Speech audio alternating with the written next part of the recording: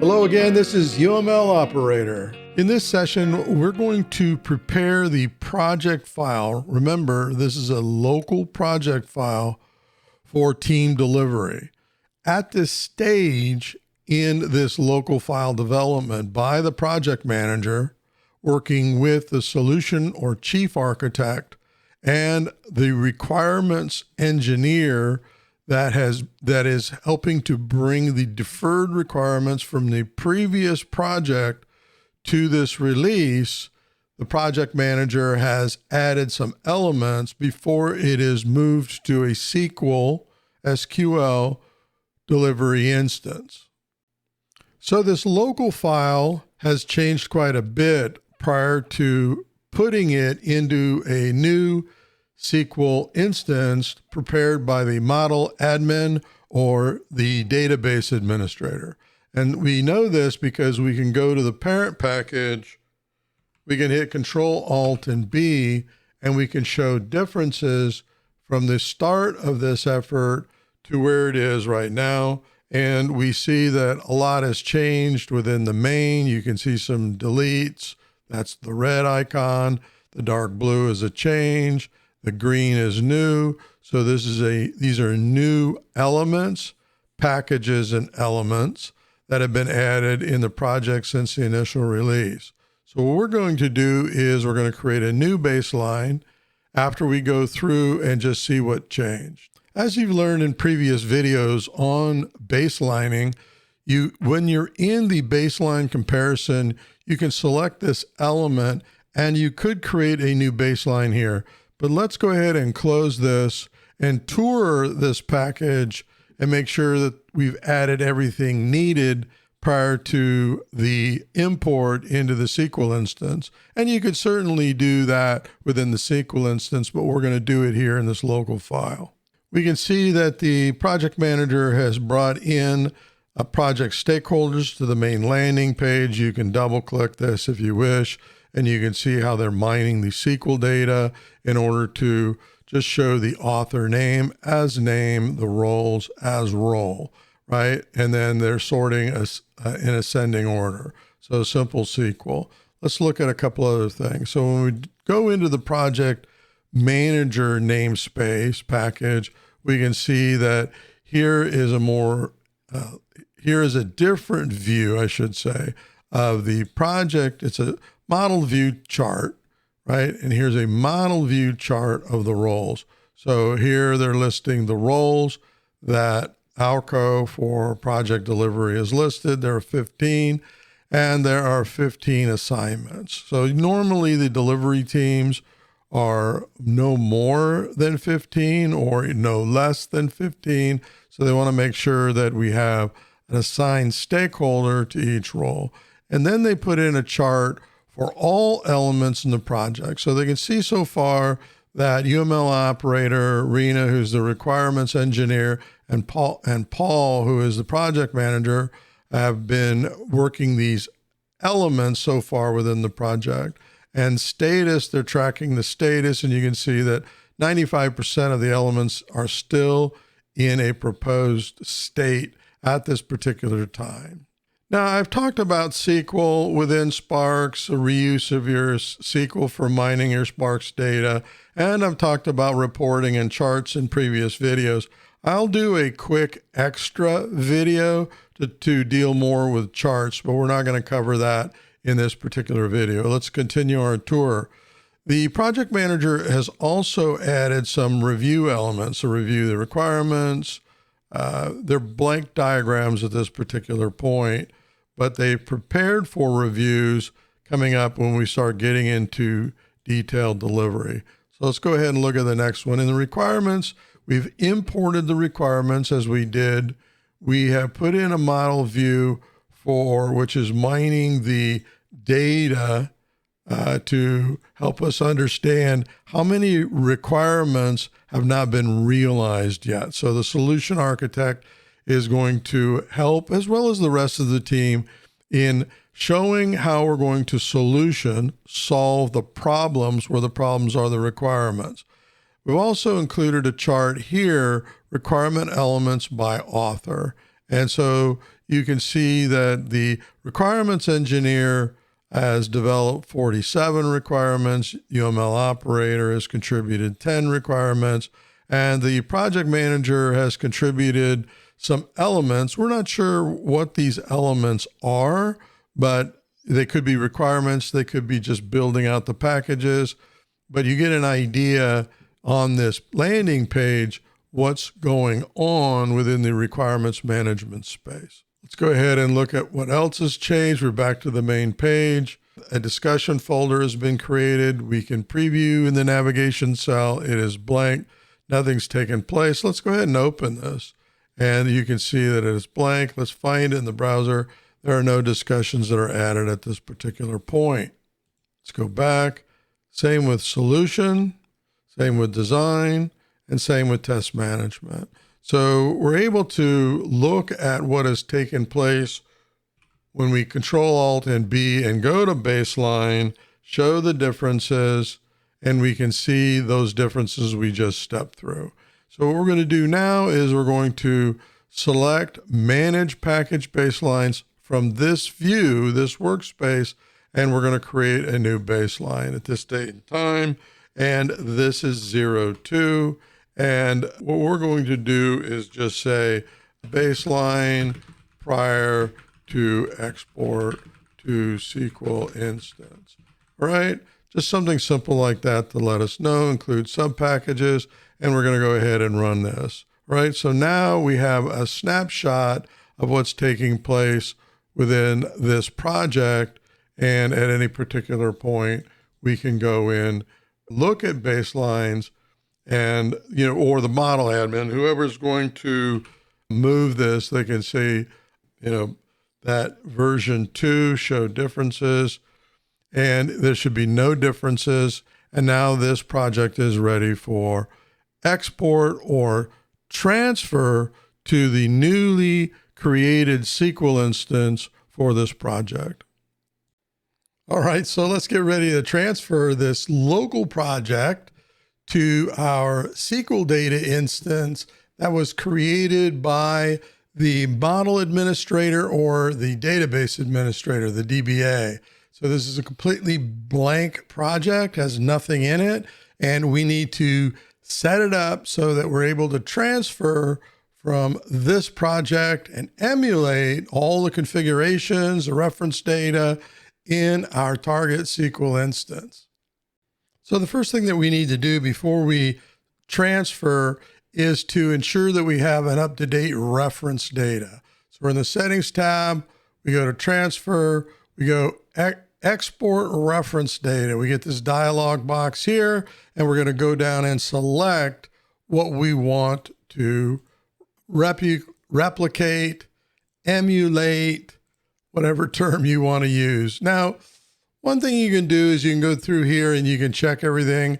There used to be a select all or unselect all, but that, thank goodness, that doesn't exist anymore. Why? Because there's a lot of things that you don't want to, and select all became dangerous. For example, we don't have any security data, and we do not want to step on any security data that has been set up in the target SQL instance. And there's some other things that we want to make sure or understand that we need versus what we don't need. So I've done videos on this before, and I'll try to include a link, but we're going to go through each one of these as slow as possible so that we have an idea of what we're doing. So we selected everything. Well, we don't want everything. We may have, or the project manager may have created requirement types. They may have created some other general types that we want to include when we're transferring those over. And I'm just going to choose requirement type just to be safe, because that's normally something that we might change. So that's this box is checked, making you think that you have everything checked, but we don't. All right. So you can leave it if you're not comfortable. Just go to the next one, people. Well, do we want people and their roles to be moved? The answer is yes. Model authors, project clients, if any, that have been entered so far, project resource roles, definitely. All right. So let's leave these things open so we see that. All right, we're going to go to project indicators. We go down through here. The project manager, the model administrator knows that nothing was added. So we'll close that one. Maintenance. Nothing was changed in maintenance. They're going to check that one off. UML types. Now this one's very important. We not bringing over any cardinality. We're not changes, but tag values is mission critical.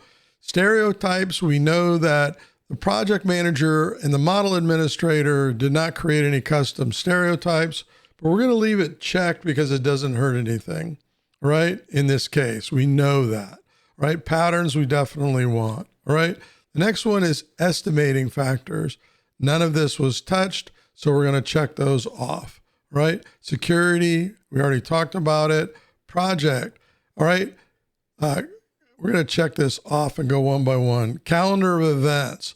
Well, the project manager may have created some calendars, so we're going to leave those in there. Model images, yes.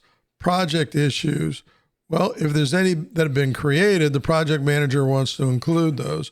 If you leave this unchecked, it's not going to hurt anything, of course, in the target. And even if you leave it checked and it was null, there were no changes, it's not going to hurt anything in the target. Project glossary, we absolutely want. Project glossary markup, just in case. Project task, just in case. So in this case, we have everything checked, right? We're going to go to matrix profiles. It looks like there are some diagram matrix profiles and some gap matrix profiles that may have been produced within the source. So we're going to leave this checked. If there aren't any, it's not going to hurt anything. It doesn't wipe anything out. Link document templates. We're going to uncheck this. However, document templates, we want to bring over all of the templates that were currently used that may have been carried over from previous projects. And the project manager, the solution architect or architects, and the model administrator may have added some templates. So we're going to leave those checked, all right? Document template resource. Let's open it up. Well, these are RTF styles. We're going to uncheck this and not bring any of these over. Dynamic styles, none. HTML templates, we know there were none. Code, we know that we did not impact any of the code templates, CSV templates, or any of that. So we're going to leave that. Model data types. Well, we didn't touch any of these. We're using the defaults. So we're going to uncheck that. Technology, all right? So let's just open it up and look at it, right? Nothing was added. No MDGs were added and nothing was changed. We know that, all right? So we're going to uncheck that one. Macro list, none. Import component types, there were none. Automated scripts, absolutely. Team library, let's go ahead and leave it checked just to be safe. And let's go ahead and select export. We get a target where we're going to send the reference RTF file. And so we're going to go ahead and accept that. So this XML file goes into the Arco KMS project namespace or folder. We're going to go ahead and give the file a name. Arco KMS reference data is the convention we're going to use. And we're going to hit save. And that is now done. Let's go ahead and hit OK and close this. Let's go over to the SQL instance where we're going to load this data. And again, we're in Settings tab, Transfer, Import Reference Data. And we're going to go out and select where that reference data is. Here it is. It goes to the folder, default namespace for this project. We're going to hit Open. We want all of this that was exported. So we select the first one, left mouse button. We select the last one after holding Shift. So we get all of them. We're going to hit Import. And it's importing this data that fast into this SQL instance.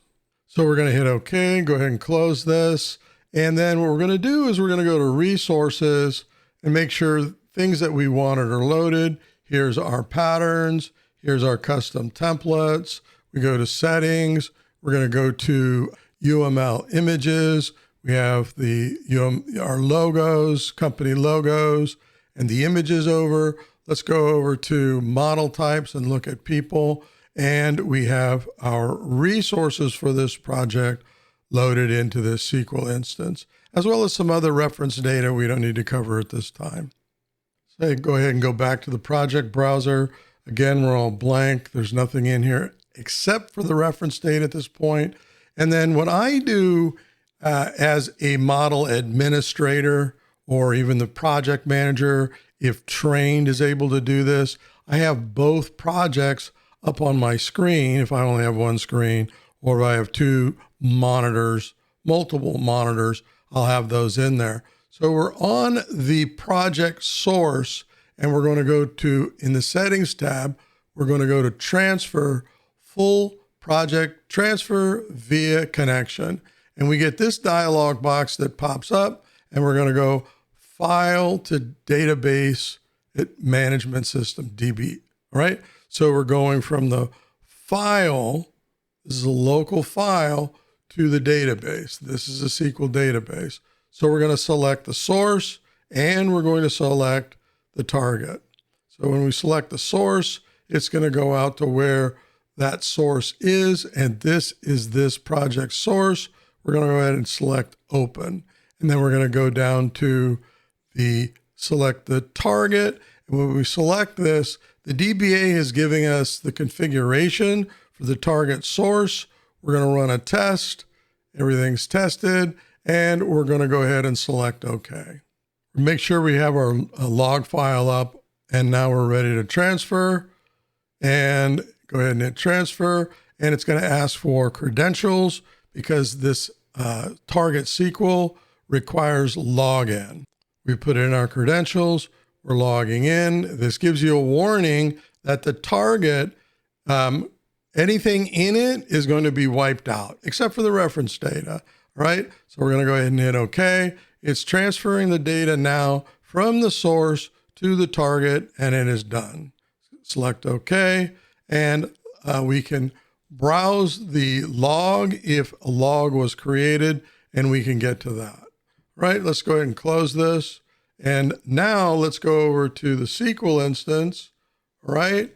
And let's reload or refresh. I just usually will come up and reload, and here we go. It is all ready to go. It has the models that the project manager had created, models that were brought over from requirements, the graphs, and everything else that's necessary. And solution approach is blank, ready for the solution architect to start doing their work. Now, usually after the project's been set up for the team, the project manager, whoever owns the model administrator, the project, will go up and save as a shortcut. So what they can do is they already have a shortcut set up using whatever naming convention you want to separate it from the original source to the SQL source. This is a full Sparx project. You can see by the size, 1 kilobyte, this is a shortcut. I'm going to go ahead and step on this shortcut. Make sure you don't step on the original, or you're going to have a very upset project manager. Usually the project manager will have their file in a separate, and what they'll do is they may create a namespace called distribution, where they would save shortcuts and other artifacts. But in this case, we're saving as a shortcut. We're making sure that it opens the main diagram when whoever launches the shortcut. And yeah, this is ready to go. Next, the project manager is going to send out that shortcut via email or other means to the project stakeholders. Project stakeholders can launch the shortcut, and they'll be challenged for their login credentials, and they would key whatever those are in, and the project should launch for them successfully. If not, they contact the project manager and or the model administrator for support. Now that we're in a SQL instance, we get all of the features that are available, such as locking. So we can lock the main page, full lock, and now no one can make any changes to the main page or whatever model is locked. And there's other features that are provided in SQL based off their credentials and what they're allowed to do. So the administrator has full rights, as you can see here. Clients have lesser rights. Usually no one but the administrator has security rights, and so on. So each user has been assigned to a group in which rights have been given to them. Now, these are all fictitious users, of course, and this is a very small group, so they're managing all access using this Sparx SQL instance. But normally in large companies, their system administrator or administrator is setting up Windows authentication access or OpenID access. They're configuring that so that you don't have to manage each user's passwords and so on when they're accessing a particular SQL or cloud instance. All right, we're going to wrap up in this session. How do you start projects in Sparx Enterprise Architect? Are you seeing anything new here?